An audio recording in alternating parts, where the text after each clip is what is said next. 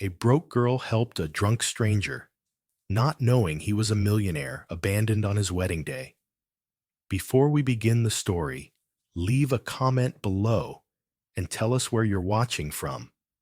And subscribe to our channel so you don't miss our latest stories. Enjoy the story. The rain wasn't loud that night. It was the kind that whispered rather than shouted, falling in soft, steady sheets that turned the world quiet. New York City, usually blazing with movement, lights, and urgency, had dimmed into something else entirely.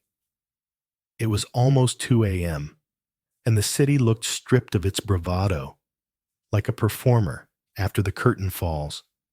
Honest, exhausted, exposed. Street lamps cast tired pools of yellow across the sidewalks, and the hiss of passing tires over wet asphalt echoed faintly in the distance. Nora Callahan pulled her coat tighter around her thin frame, one hand wrapped around a still warm paper cup of ginger tea. Her other hand clutched the straps of a worn canvas bag that sagged with the weight of used books she carried home from her shift at the second-hand bookstore where she worked evenings. Her shoes were soaked through. Her socks felt like sponges, and her curls clung to her cheeks. She could have taken a cab, but she'd miscalculated her tips again. So she walked. That was the kind of math she'd grown used to. Coffee or cab, one or the other. She cut through a small park off Central Park West to save time. It was nearly empty, except for the silhouettes of trees dripping water and a few pigeons huddled beneath a stone arch. And then she saw him. At first, she thought he was a statue, a figure slumped over on a wrought iron bench, motionless, almost sculptural in the way his shoulders curled inward. But then the rain glistened against his soaked suit, and she realized he was real. His head was bowed, hair plastered to his forehead, face hidden in shadow. Water pooled around his feet and darkened the lapels of his jacket until it looked like he was wearing grief itself. She hesitated. People didn't stop for strangers in this city, especially not in the middle of the night. Especially not for men who looked like broken ghosts in tailored clothing. But something in the way he sat, completely still, completely unraveling, made her feet slow. He didn't look drunk in the way most people did. He looked emptied out, like he'd lost something too big to carry and had come here to leave it behind. She approached slowly, careful not to startle him, and said nothing at first. Then, without thinking, she reached into her coat pocket and pulled out the extra tea she'd brought home. It wasn't hot anymore, but it still had a faint warmth left in it. "I had an extra," she said softly, placing the cup on the empty space beside him. "It's not much, but it's better than rainwater." He didn't speak, didn't look at her. But something about the way his fingers twitched slightly on his lap told her he'd heard. She didn't stay, didn't ask questions, just turned and kept walking, her boots making small splashes against the wet path. But then, just before her steps faded into the dark, his voice came. Rough, low, like it had been trapped in silence for too long. "I didn't think strangers could be this kind." She didn't turn around, just lifted her voice enough for him to hear through the rain. "People you know usually don't have to be." And then she disappeared into the mist. Had she turned back, just once, she might have seen him lift his head for the first time that night. Might have seen his eyes search the dark, not for direction, but for understanding. She might have seen the paper cup tremble slightly in his hand, as if it were the first warm thing he'd touched in hours. But she didn't. She didn't know that the man she'd just handed a cup of tea to was Asher Quinn, the youngest billionaire in Manhattan, The same man whose face had been plastered across every front page earlier that day for being left at the altar in what should have been the wedding of the decade. She didn't know that everything about her quiet gesture had just changed the trajectory of a man who thought he'd already lost everything worth believing in. She didn't know, but she would. The next morning, the city woke as it always did, early and impatient.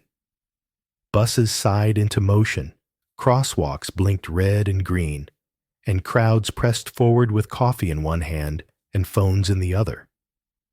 The rain had stopped sometime before dawn, leaving behind glistening streets and the heavy smell of earth and concrete.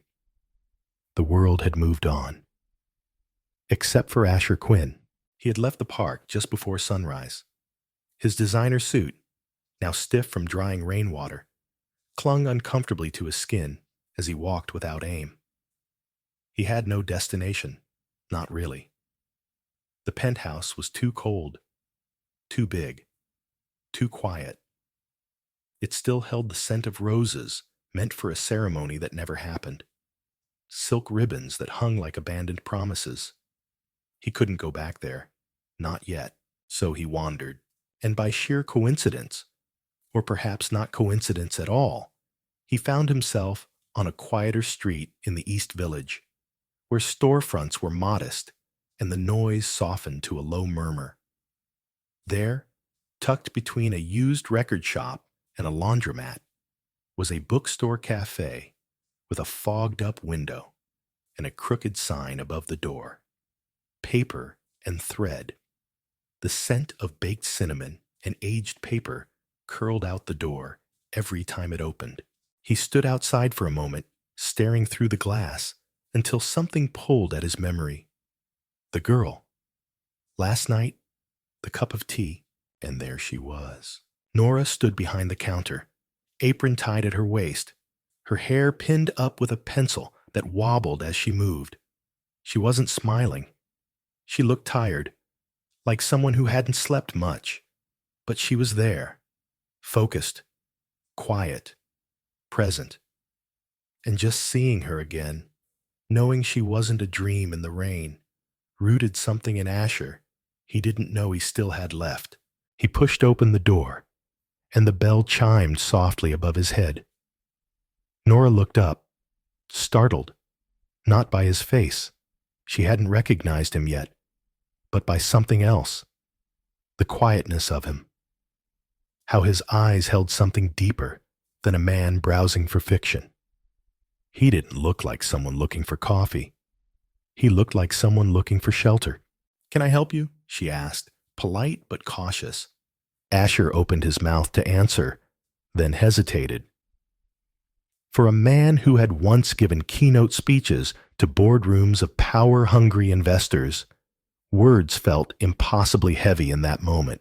"I'm looking for a job," he said finally, his voice rasped from lack of sleep. "Anything, really."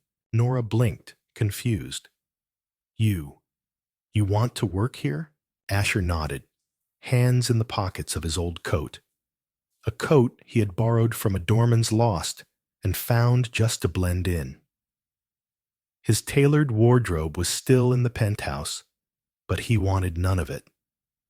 He didn't want to be recognized. Not yet. Not like this. "I can shelve books, sweep, make coffee, if you show me how." Nora tilted her head, trying to understand. There was something strange about him. Not threatening, just out of place. The kind of quiet that came from someone who used to live loudly. Still, she could feel it again. That same instinct from the night before. The pull that had made her stop in the rain. The same pull now told her not to say no. "I'll ask my manager," she said after a moment. Asher nodded, offering no smile, just a quiet thank you that felt more sincere than anything he'd said in months.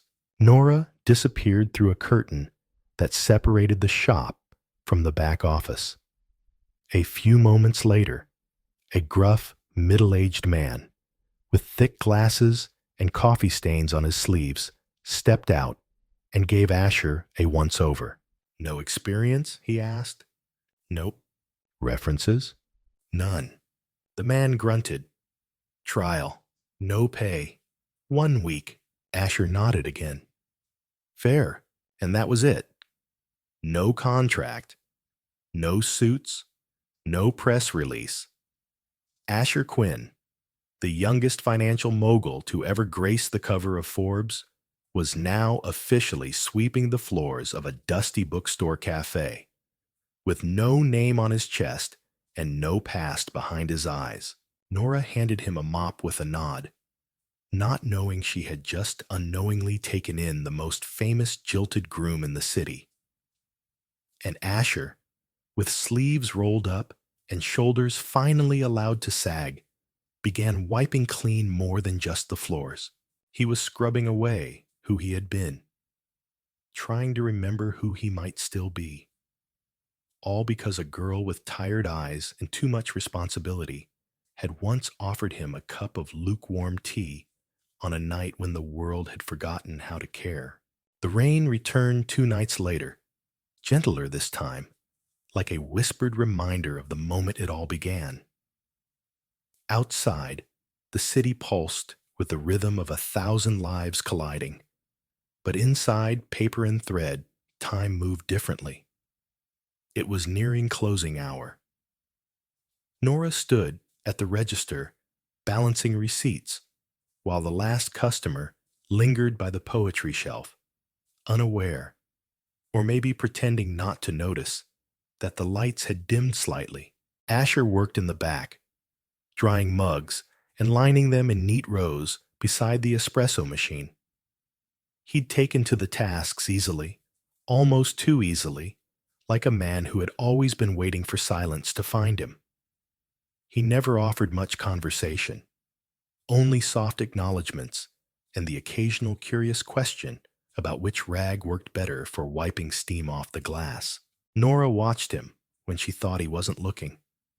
There was something about the way he moved, precise, deliberate, but never hurried. He didn't check his phone between breaks or sneak glances at the clock. He just worked. But more than that, he paid attention. Every time a customer stirred honey into their tea instead of sugar, he remembered. If someone mentioned a book they were looking for in passing, it would be there waiting on their next visit. And when Nora stayed late, too tired to eat, there would suddenly be a muffin, never mentioned, never claimed, wrapped in a napkin at her desk. Still, she said nothing. One evening, after the last customer left, Nora locked the door and turned off the open sign.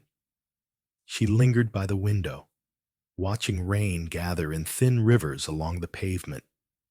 Her reflection blurred against the glass, and beside it, Asher appeared, holding 2 mugs, one in each hand. He offered her one without a word. "What is it?" she asked. "Chamomile and orange peel. You looked like you needed something softer tonight." She took it, the warmth seeping into her palms before she took a sip. It was perfect, unexpected, and oddly personal. "Thanks," she said, then looked up at him more directly. "You always know what people need?" Asher leaned back against the shelf, cradling his mug. "I used to think I did.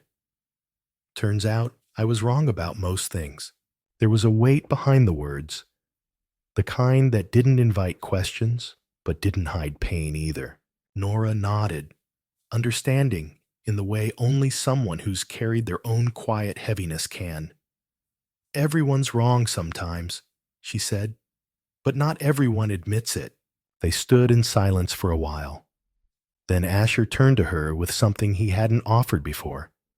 A question not about her shift schedule or the register. "Why do you stay here?" he asked. "The hours are long. The pay's probably awful. You could do something else." Nora didn't answer right away. She walked back behind the counter and rested her arms on it, tracing the edge of the wood. "Because this place saved me once. When I came to the city, I didn't have anyone, just a bag, some notebooks, and an idea that maybe stories could still matter. The owner gave me a job when I had nothing on paper that looked impressive, just like you. Asher's throat tightened at the comparison. But you stayed, he said quietly. You didn't run. I had nowhere to run to, she replied. Then her eyes met his, steady and unflinching. But you did. You came here, and you're still here. That means something. It was the first time he saw himself not as a fallen man, but as someone still standing, even if shakily. Not because he had wealth or status or a name plastered across skyscrapers, but because someone saw him as he was now and hadn't turned away. Later that night, after she left and the lights were out, Asher remained. He sat alone at one of the small round tables with a worn book in his hand. One he had pulled down from the top shelf, just because Nora had once said it helped her fall asleep. He read the first page aloud under his breath, just to hear something human in the silence. And for the first time in weeks, Asher Quinn didn't feel like a man who had lost everything.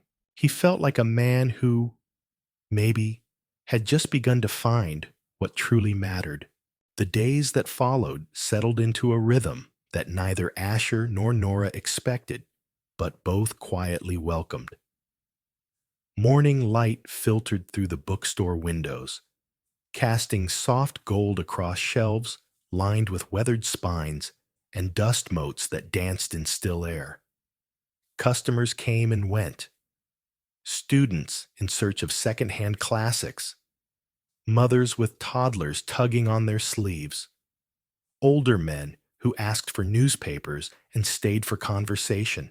And through it all, Asher remained. Present.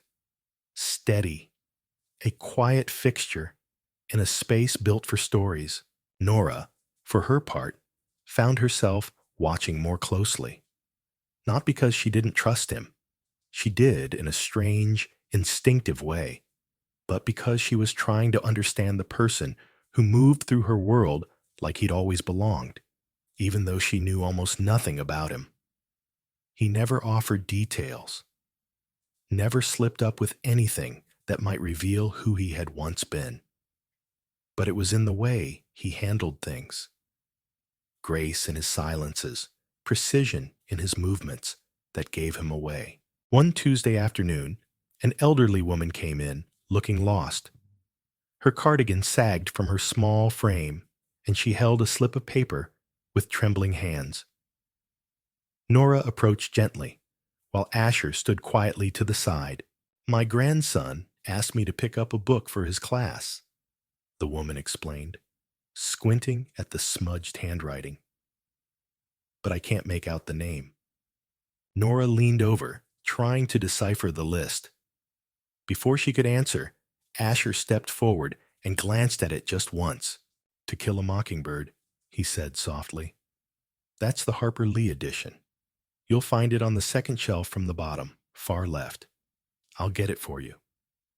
The woman's eyes lit up with quiet gratitude.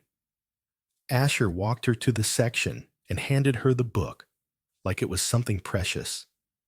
Like it wasn't just paper and ink, but a gift of time and memory. Nora stood still, the moment catching her off guard. Later, when the store quieted, she found herself speaking before she had time to second guess. You knew that title with barely a glance. Asher didn't look up from the counter he was wiping. It was the book that made me fall in love with reading. I used to keep a copy on my nightstand. She nodded, letting that settle.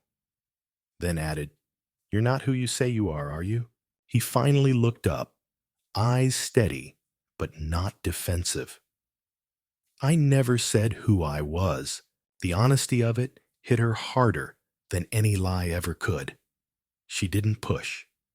Instead, she turned back to the front window, watching the reflection of cars passing on wet pavement. It's not the past that bothers me.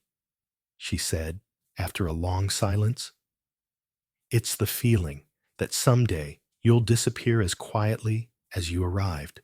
Asher didn't respond right away. He set the cloth down, walked around the counter, and stood beside her. I don't know how long I'll stay, he said finally, but I do know this. This place, you, it's the first thing that's felt real in a long time. They didn't speak again after that. But when Nora left that night, she found her umbrella repaired, with a piece of tape and a tiny note tucked into the handle. For when the rain finds you again. The next morning, it rained. And for the first time in weeks, she didn't mind the walk. Because sometimes, a gesture that's small carries the weight of someone trying to stay, even when they're still figuring out how. The weeks drifted by in a quiet cadence, much like the tides that brushed the nearby shoreline. Asher began blending into the fabric of Nora's small world, not like an intrusion, but like a misplaced thread that, once discovered, somehow held everything tighter together. They never named what they were building between them. It was subtle, shaped more by routine than confession. A warm cup of coffee waiting at the end of her shift. A rare smile from Asher when he found her reading by the window. Glances that lingered half a second too long. They spoke less about the past and more about the present. Books.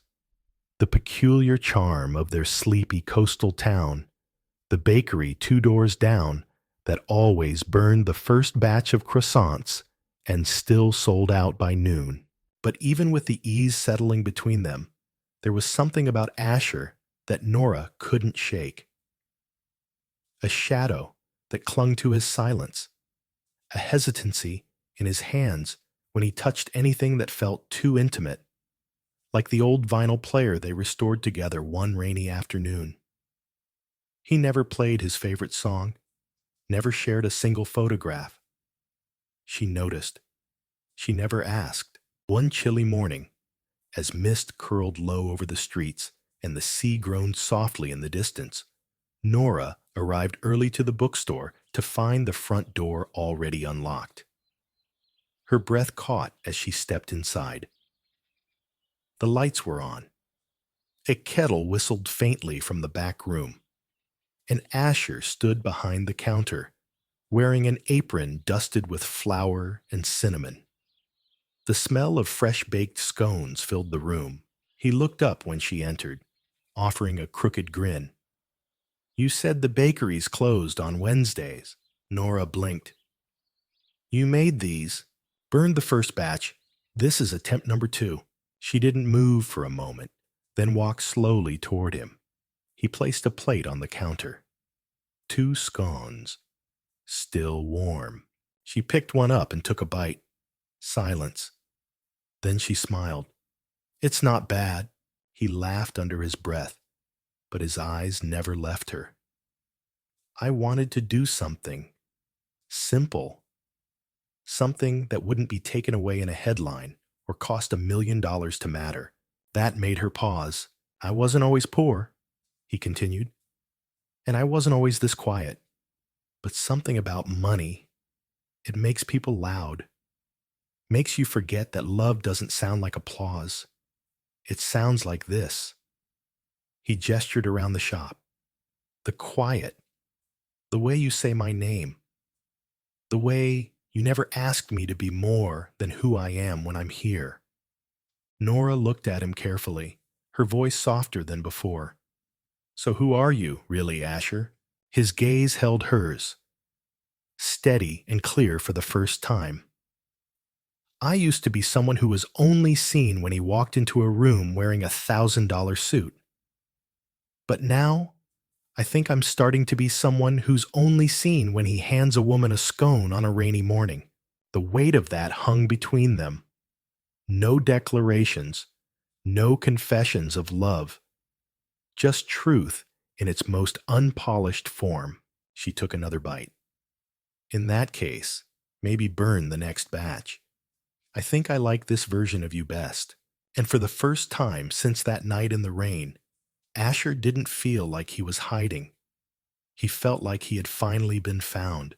The air had started to shift. It wasn't just the changing season, though the early signs of spring crept through the cracks in the sidewalk, and soft green leaves began to unfurl across the town. But something more subtle, something unspoken between Nora and Asher. The warmth between them had deepened into a quiet companionship that clung to the edges of everyday life. People in town began to notice too. Regulars at the bookstore would glance at them, eyebrows raised and half smiles exchanged, but neither Nora nor Asher gave those looks any power. They lived in the space between expectations and truth, in a rhythm that didn't need to be defined aloud. But the past doesn't always stay buried, especially when it has a name that still echoes in boardrooms and digital headlines. Asher thought he had time. He believed that maybe, just maybe, his old life had learned to forget him the same way he was learning to forget it. He was wrong. It began with a photograph.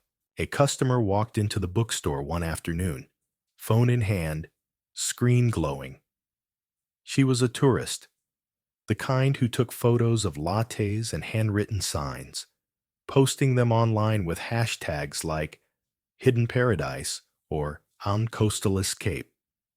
She'd snapped a picture of the storefront, unaware that in the background, Asher had stepped outside to water the flower boxes. The lighting caught his profile perfectly, the clean angle of his jaw, the tousled hair still damp from a morning rinse. The caption was innocent. The image was not. Within 48 hours, the image went viral. Not because of the flowers, not because of the charm of a sleepy town bookstore, but because someone recognized him. A tweet, a comment, a thread. And suddenly Asher, once a man lost in the fog of scandal and heartbreak, was being dragged back into a spotlight he never asked to return to. The internet is a strange place, slow to forgive, quick to reignite. And just like that, his name was back in the news. Not as a fallen fiancé this time, but as the billionaire who vanished, rumored to be living like a ghost in some forgotten town by the sea. When Nora walked into the shop the next morning, she knew something had changed. Asher wasn't behind the counter. The lights were dim, and his favorite mug, the chipped one he always left by the register, was gone. Panic wasn't a storm. It was a quiet pressure building in her chest. She found him sitting in the back room, the door slightly ajar. He looked up, his eyes hollow but calm. "I should have told you," he said before she could speak. "I thought I had more time." She stepped inside slowly, closing the door behind her. "So it's true. Your name. It's not Asher, is it?" He shook his head. "It was. Until everything I had became a liability. I needed to be no one for a while. I didn't lie to hurt you. I just didn't know how to tell the truth without losing this." She studied him. "This? You. This place. The peace I found here.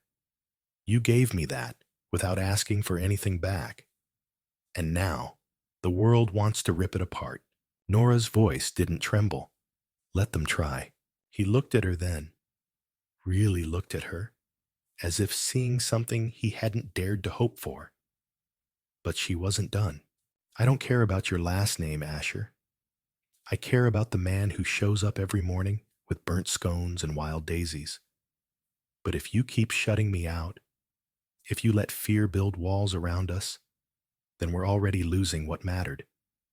He closed his eyes for a moment, then opened them again, softer this time, I'm afraid. "So am I," she whispered. But fear didn't stop me from handing a cup of coffee to a stranger in the rain. Don't let it stop you now. And just like that, without a dramatic declaration or promises wrapped in silver, Nora reached for his hand and held it. Not tightly, just enough to say, I'm still here. And as the storm began to build outside their little shop, headlines, photos, people trying to make sense of something quiet and real, they sat there, fingers intertwined, bracing not for the noise, but for the choice to face it together. The morning after the photo went viral, the town that once protected their quiet life began to hum with whispers and speculation. Tourists arrived in clusters, pretending to browse the shelves while sneaking glances at Asher. Locals, once warm and oblivious, now looked at him with hesitant curiosity, as though trying to reconcile the man who swept the sidewalk with the man who once graced Forbes covers. Nora watched the change unfold, like a slow unraveling. Each thread of their normalcy tugged loose by recognition. Asher kept showing up, but he moved differently now, guarded, distracted.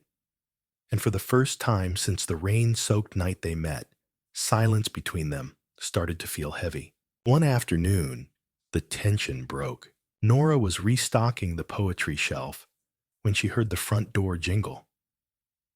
She glanced up, half expecting another gawker, but froze when she saw the woman who entered. Tall, impeccably dressed in a cream wool coat and suede heels, her blonde hair framed a face too familiar from headlines.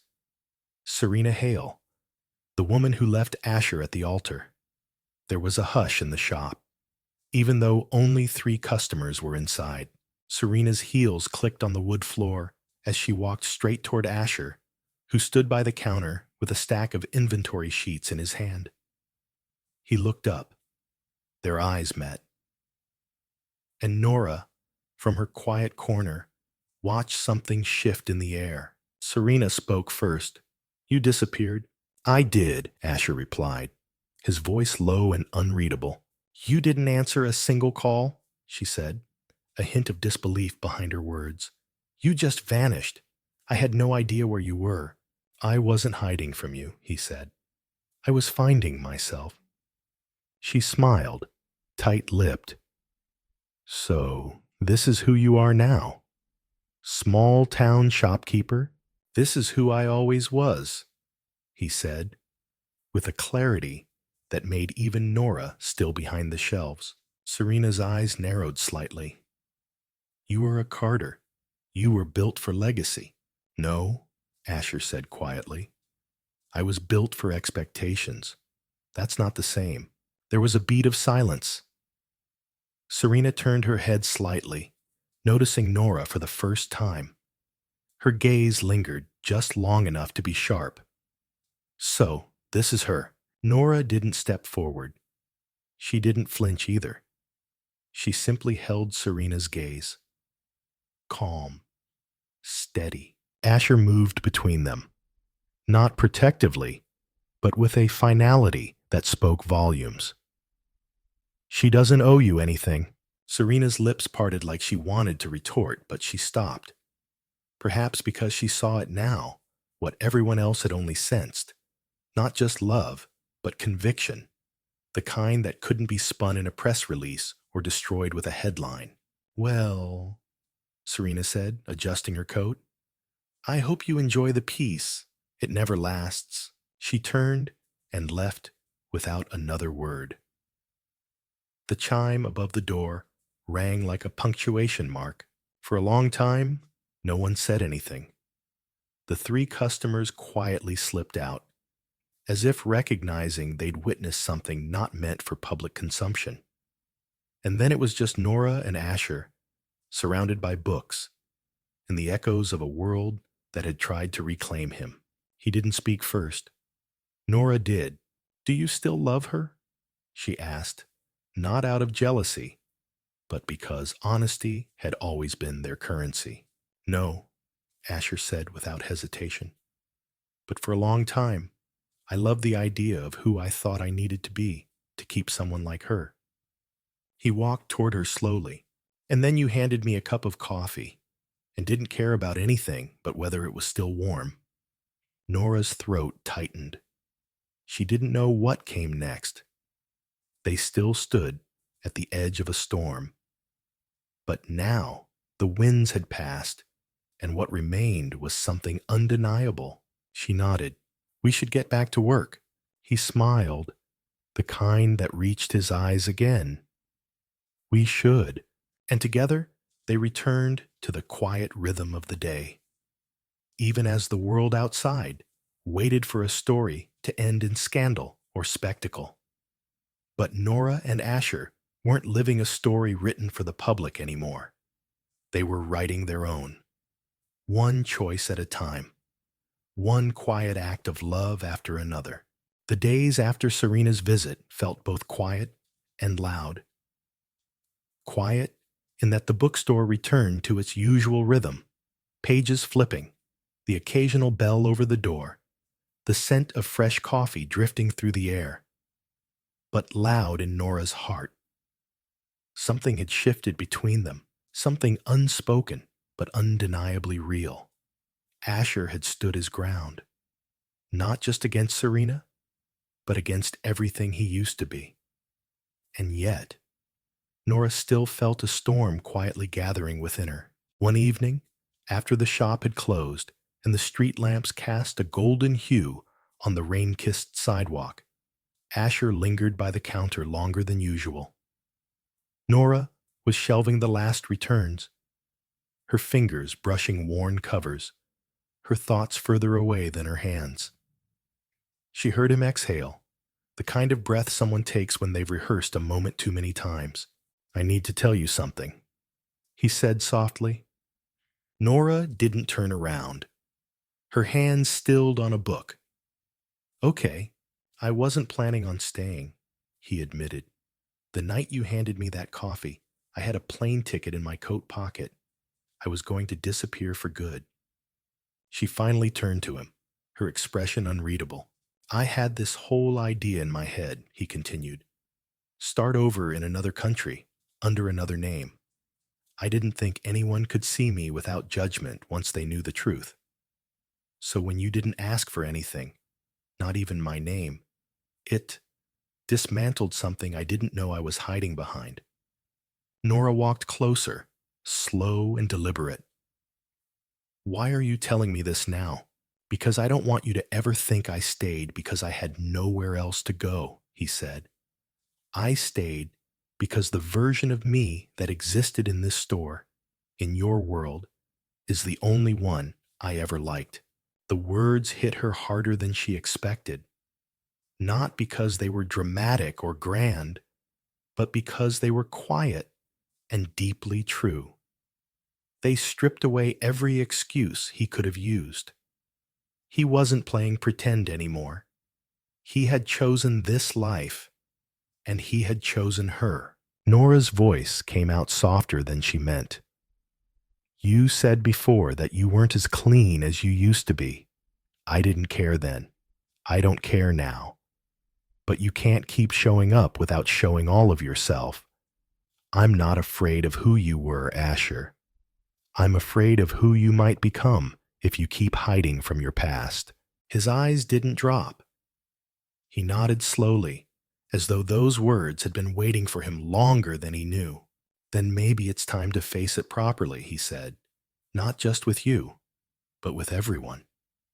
The next morning, Nora arrived at the bookstore to find a folded piece of paper on the counter. It was a letter from Asher. Not to her, but to the world.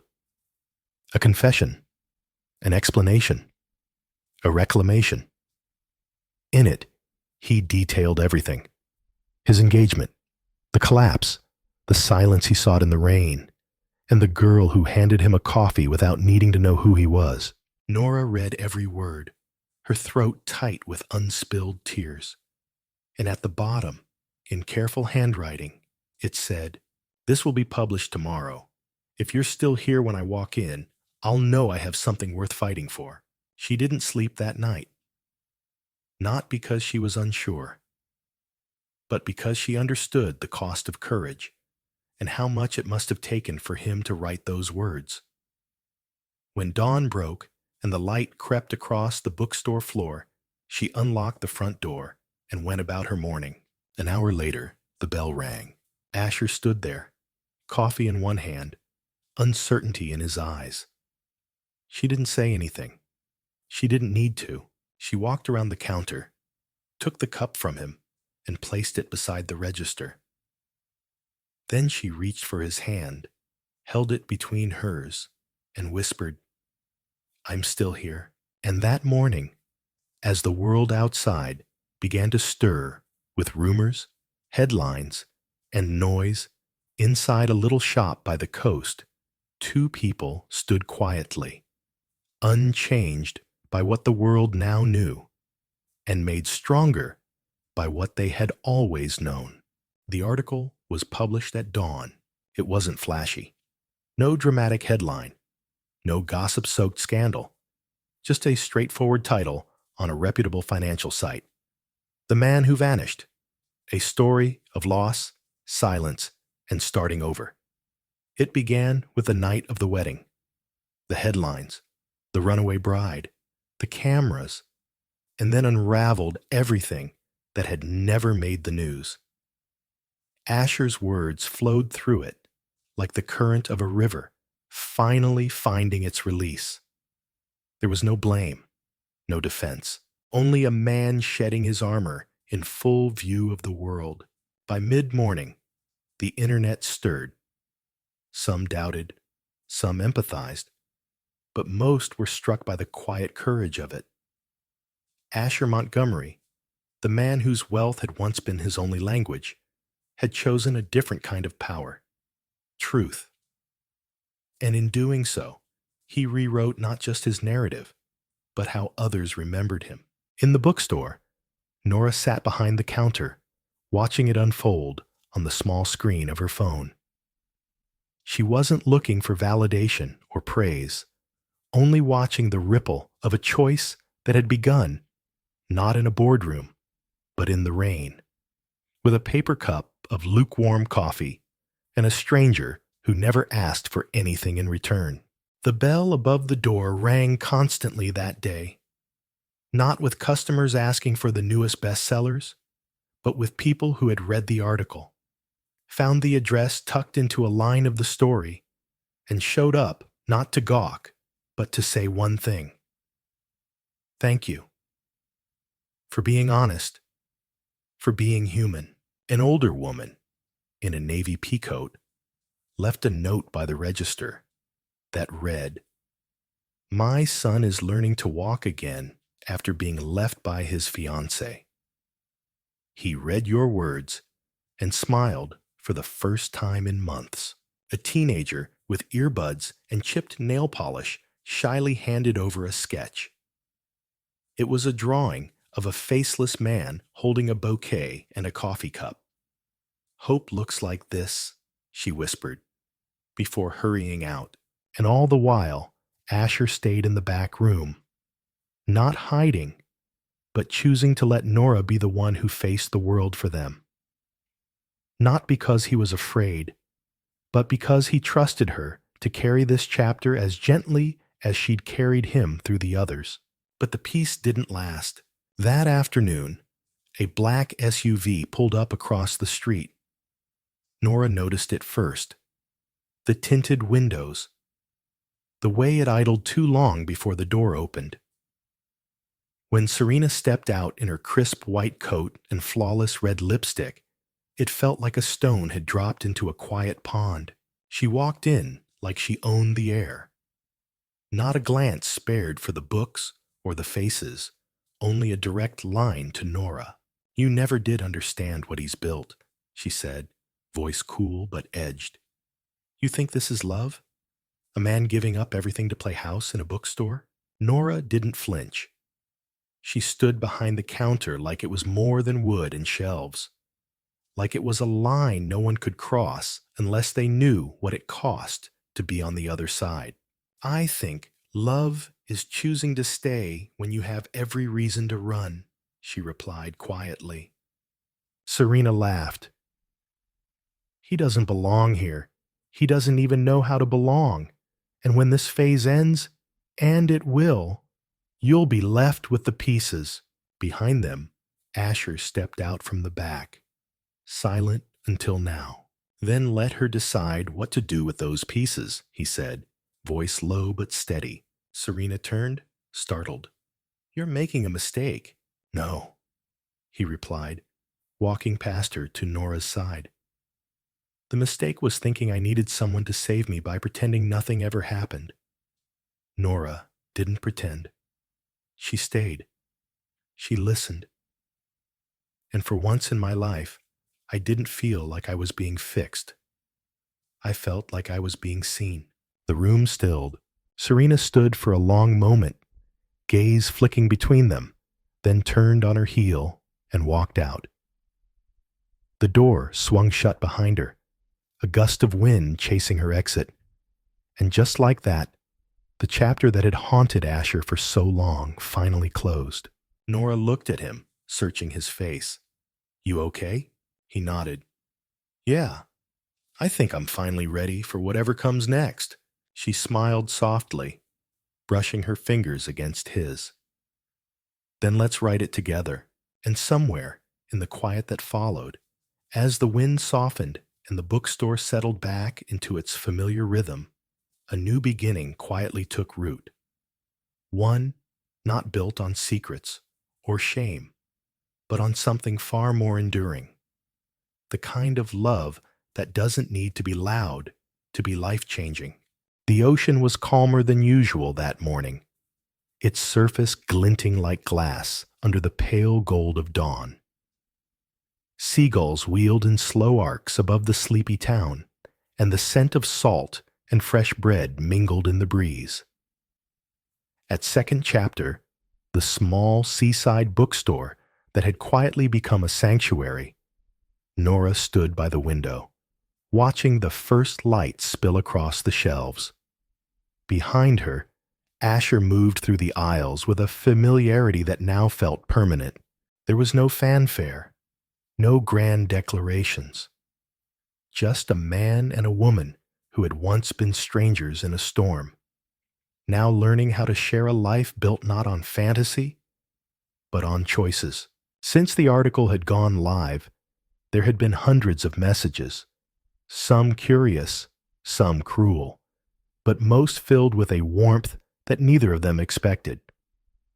What had started as a chance encounter, a paper coffee cup in the rain, had become something that people all over the world clung to as proof that healing didn't have to be dramatic, that love could grow in quiet, ordinary spaces, that not all disappearances meant defeat.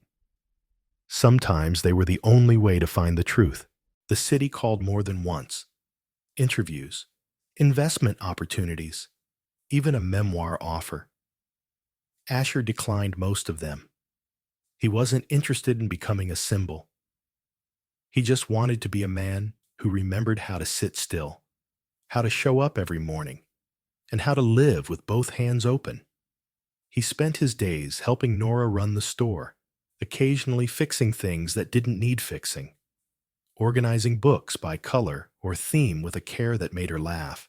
In the evenings, they would walk to the cliffside together, a thermos of tea between them, saying little but meaning everything. One afternoon, a small envelope arrived in the mail. No return address, just a faint perfume Nora recognized instantly. Veronica. Inside was a photo of Liam Carter, taken from across a city street. He was smiling, but it wasn't the sharp smile from the magazines. It was softer, real. The note beneath was short. He made it too. Don't worry about the past anymore. It already let go. Nora folded it carefully and placed it between the pages of an old novel on the shelf behind the register.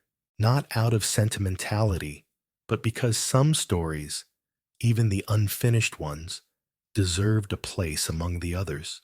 A week later, on a quiet Saturday, Asher and Nora hosted a community reading. Children sprawled on the rug, teenagers leaned against the walls, and adults crowded around with coffee cups in hand. The theme was beginnings, not the kind found in fairy tales, but the ones you had to build yourself. Asher stood before them, reading a short passage from a worn paperback, his voice steady, his presence no longer haunted.